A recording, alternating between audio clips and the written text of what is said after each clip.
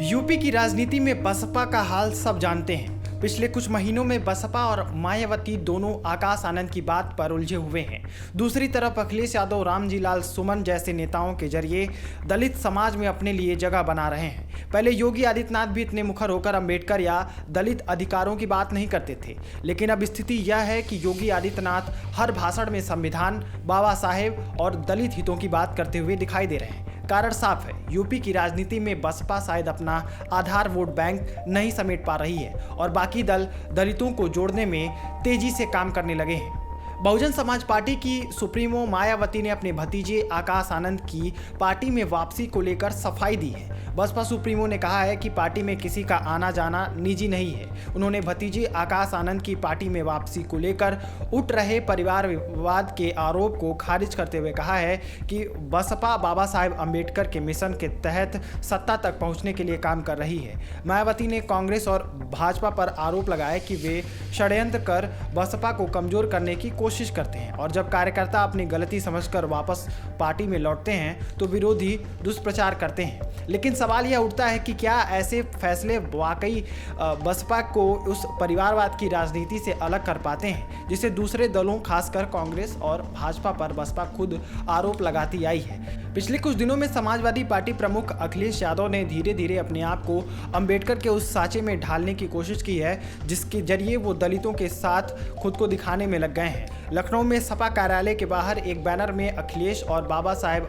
भीमराव अंबेडकर को कुछ इस तरह से दिखाया गया है कि अखिलेश में अंबेडकर की छवि दिखाने की कोशिश की जा रही है। उधर मायावती ने हाल ही में अपने बयान में कांग्रेस, भाजपा और अन्य विरोधी दलों पर आरोप लगाया कि वे बसपा को कमजोर करने के लिए सुनियोजित तरीके से षड्यंत्र करते हैं। उन्होंने कहा कि ये दल बसपा के कुछ कार्यकर्ताओं को बहलाकर पार्टी विरोधी गतिविधि के लिए उकसाते हैं। जब वे कार्यकर्ता अनुशासनहीनता करते हैं तो पार्टी को मजबूरी में उनके खिलाफ सख्त कदम उठाने पड़ते हैं, लेकिन जब वह कार्यकर्ता अपनी गलती का एहसास कर वापस लौटते हैं तो विरोधी इसे आया राम गया राम की तरह पेश करते हैं, बसपा की छवि खराब करने की कोशिश करते हैं। लेकिन आकाश आनंद की बात के अलावा बसपा को शायद अपने वोट बैंक पर भी ध्यान देना चाहिए क्योंकि बाकी सभी दल उसी में लगे हुए हैं। मायावती ने पार्टी कार्यकर्ताओं से अपील करते हुए कहा है कि वे इन विरोधी दलों की चालों से सतर्क रहें और बाबा साहेब के मिशन को कमजोर ना होने दें। उन्होंने कहा कि बसपा एक अनुशासित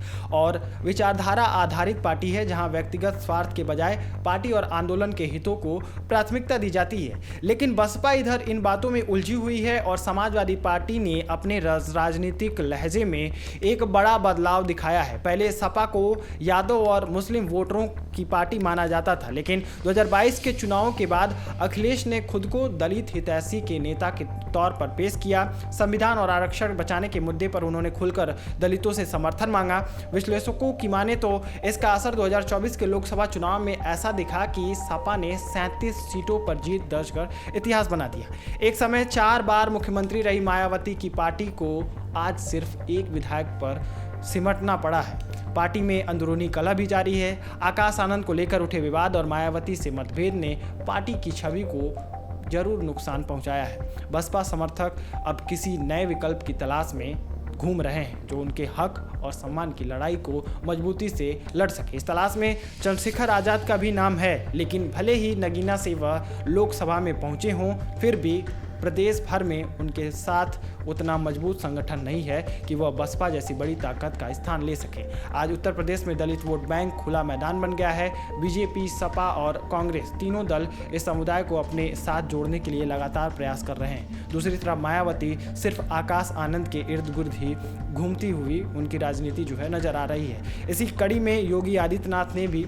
बौद्ध विहार में बन रहे अंबेडकर स्मारक के जरिए दलितों को संदेश देने की कोशिश की है कि भाजपा उनके सम्मान और हक के लिए काम कर रही है। वहीं अखिलेश यादव, रामजी लाल सुमन जैसे नेताओं के जरिए दलित समाज में अपने लिए जगह बना रहे हैं। आप इस पर क्या राय रखते हैं? कमेंट बॉक्स में जरूर लिखें। मेरा नाम है अभय। बहुत बहुत धन्यवाद।